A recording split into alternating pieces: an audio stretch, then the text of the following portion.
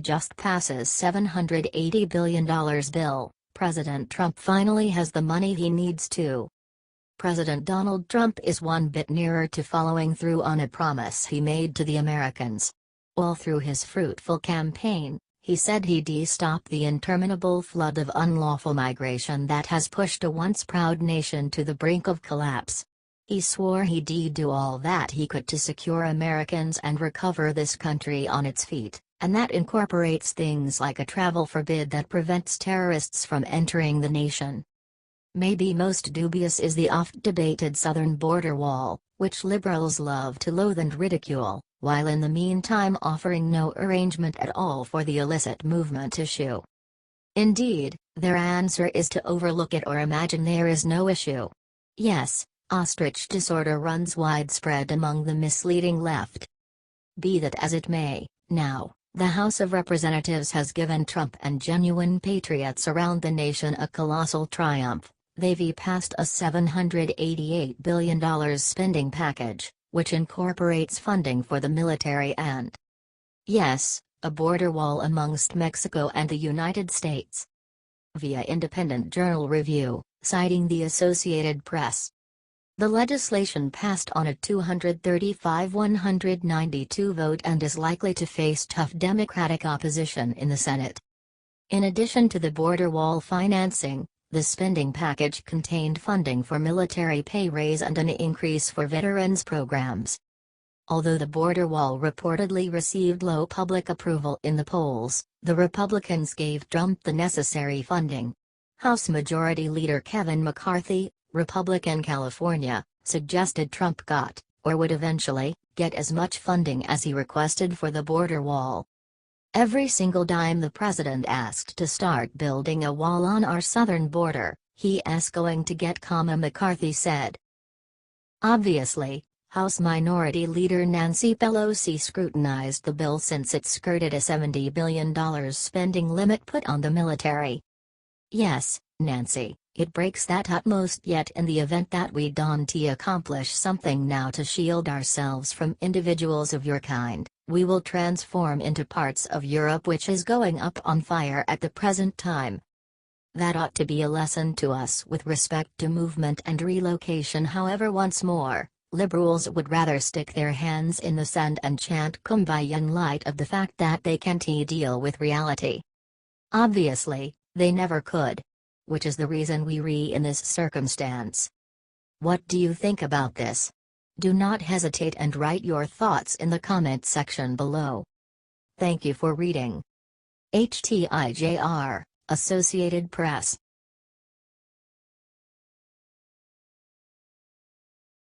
FBI just issued major warning to Robert Mueller, you'll be surprised.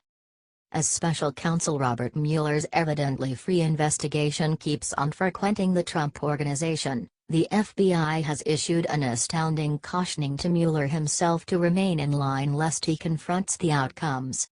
Bob Mueller understands and I understand the specific scope of the investigation, and so no, it's not a fishing expedition, said Deputy Attorney General Rod Rosenstein yesterday. If there is evidence of a crime that is found within the scope of what they agreed, then Mueller has free rein, Rosenstein would explain. However, if it's outside the scope of the probe, then he needs to come to the acting attorney general, at this time, for permission to expand his investigation, he said, according to the Washington Examiner. Rosenstein initially appointed Mueller to supervise the government Russia test, which started back in May when President Trump fired FBI Director James Comey. Albeit such an issue would fall under Attorney General Jeff Sessions' consideration, he recused himself from the case, in which Rosenstein, at last, was given the ability to contract and fire the uncommon advice. Reports surfaced asserting that Mueller extended his investigation to take a gander at Trump's funds, and in addition putting pressure on past representatives of the president, for example, his previous campaign manager Paul Manafort. Trump has vocally scrutinized these strategies in a New York Times interview where he expressed, "I think that's a violation. Look, this is about Russia."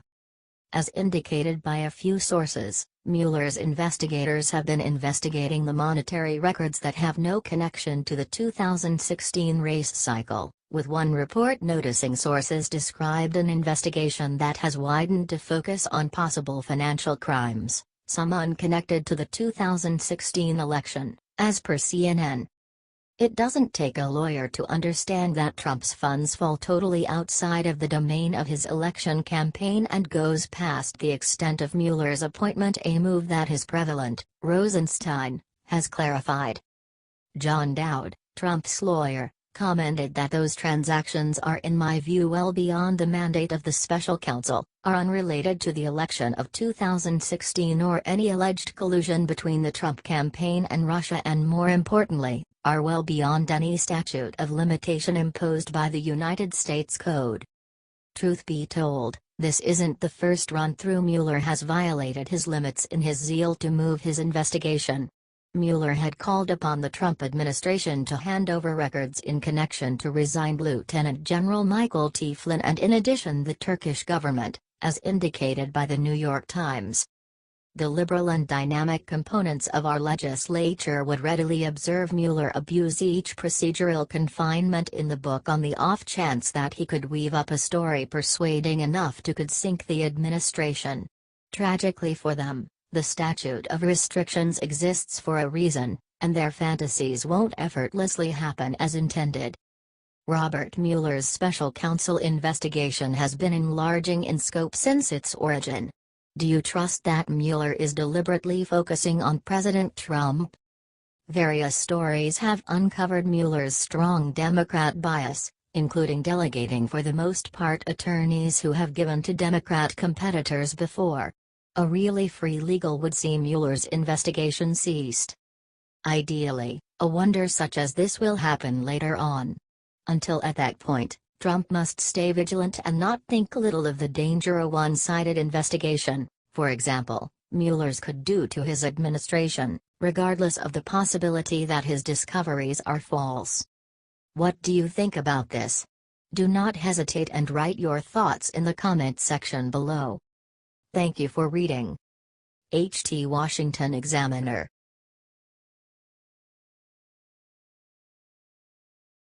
Texans furious. Federal judge blocks new Texas law that protects one constitutional right, this law requires. Because of corrupt, Obama-appointed judges, many required reforms are being blocked all through our nation.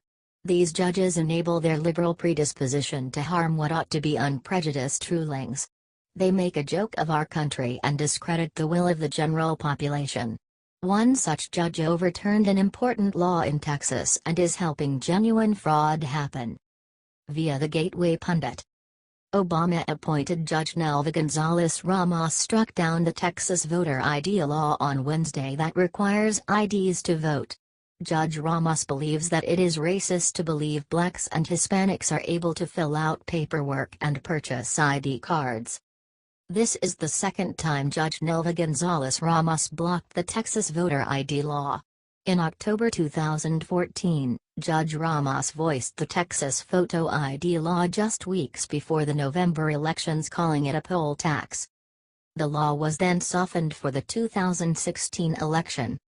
Earlier this year, the Trump Sessions DOJ asked a federal court to dismiss the earlier department's claim that ID law was enacted with the intention of discriminating against minority voters. Americans need ID cards to function successfully in society. But Democrats love their voter fraud. As expressed in a graphic beneath, you need an ID to purchase liquor, cigarettes, open a bank account, apply for government programs, rent a house or auto, get married, adopt a pet, and substantially more. However, these Democrats need us to trust that somebody interested in voting isn't doing every one of these things. You need an ID to do as such numerous things in this nation. Also, you don't need to have a driver's license. Cities will issue a legitimate, non-driver ID to anybody, so they can have substantial recognizable proof. Considering the gigantic evidence of voter fraud, it just bodes well that surveying stations require ID. However, Democrats block this, in light of the fact that for a considerable length of time they've controlled the system through voter fraud. They let individuals vote unlawfully, utilizing fake names or the names of dead people. It's widespread all through our society. One of only a handful couple of ways Democrats win decisions. This judge is clearly endeavoring to ensure illegals who live in Texas. Not exclusively does she need them here, taking jobs and debilitating our national security, she needs them voting in our races. Envision that, foreigners, criminals, choosing who should lead us. Everything I can state is, Texans, you better battle back. How do you think about this? Do not hesitate and write your thoughts in the comment section below. Thank you for reading. HT the Gateway Pundit.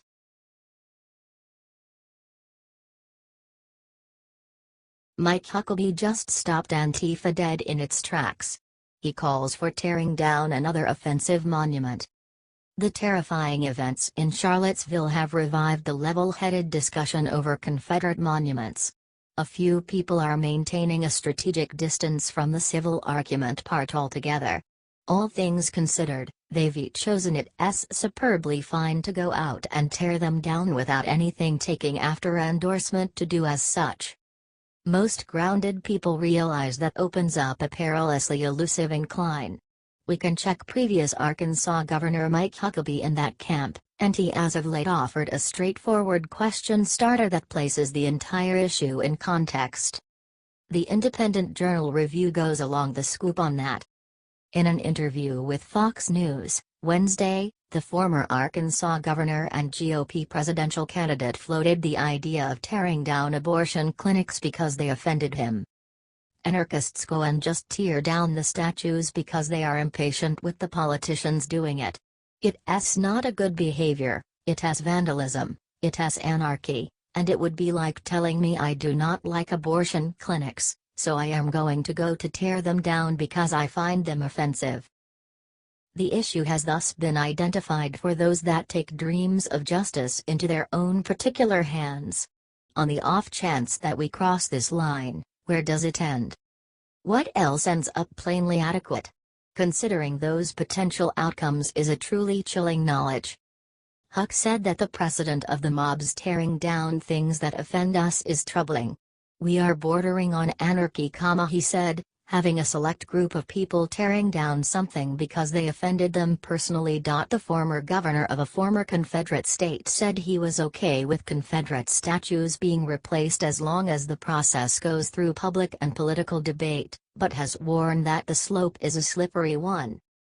Huckabee's take is spot on. General society and political debate portion is an urgent piece of the procedure. While it may not be impeccable, that is the way choices get made in our general public. Regardless of how honorable you feel your aims are, carrying on with a swarm mindset is likened to the turmoil that Huckabee insinuates. Is that truly what anybody needs to see our general public revert into? Well, accept not, but rather it can head there entirely fast if such conduct is left unchecked.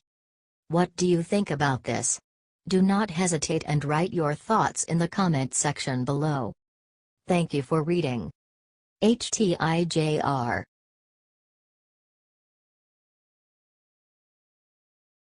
Deep State Obama crony betrayed president. She just issued horrible order at. One of the numerous issues President Trump faces is resistance from dug-in authorities inside different government offices who are faithful to Mr. Obama, and who are extremely eager to block President Trump's initiatives. While you would believe that representatives who decline to take after legitimate requests ought to have the capacity to be terminated, it isn't so much that basic. Barely any spots do this play out with more power than at the State Department, an organization committed to a radical motivation that likes to work as if it's autonomous of responsibility to the Secretary of State, not to mention the President. For instance, an authority named Jennifer L. Smith informed affiliated agencies that vagrants can enter the nation infringing upon any portions that may be set up. As it was, she declared that the law doesn't have any significant bearing. The New York Times has revealed that the State Department has just lifted the restrictions on the number of refugees allowed to enter the United States, in a move that seems to fly in the face of campaign Donald Trump's promise to voters. In an email sent just days ago, a State Department official named Jennifer L. Smith quietly told private agencies involved in refugee assistance that foreigners could now enter the country unconstrained by the weekly quotas that were in place. Or maybe conspicuous in her disobedience of the president, would she say she isn't? Why has she not just been let go for disobedience? We comprehend what the issue is. The Bureau of Population, Refugees, and Migration, the administrative department of the State Department that manages the flow of refugees to the United States, continues to be run by holdovers of the Obama administration, Breitbart News noted about the shocking quota decision. Obviously, the drain is just so vast, accordingly confining how rapidly President Trump can drain the swamp. At that point, we have the treacherous activities of State Department authorities as they utilize subterfuge in their endeavor to pull a quick one. The timing of the email also suggests that the State Department did not want Trump supporters to notice the change. Betraying the voters who elected Donald Trump, the Department of State slipped the news to the contractors on Thursday, who then slipped the news to the New York Times just as you were packing up for the beach or getting ready for a family barbecue, using the federal government's favorite holiday weekend trick to bury the news, explained Ann Corcoran on the Refugee Resettlement Watch blog. The rule at work here is exceptionally basic. The president needs and merits a group that will take after his lead.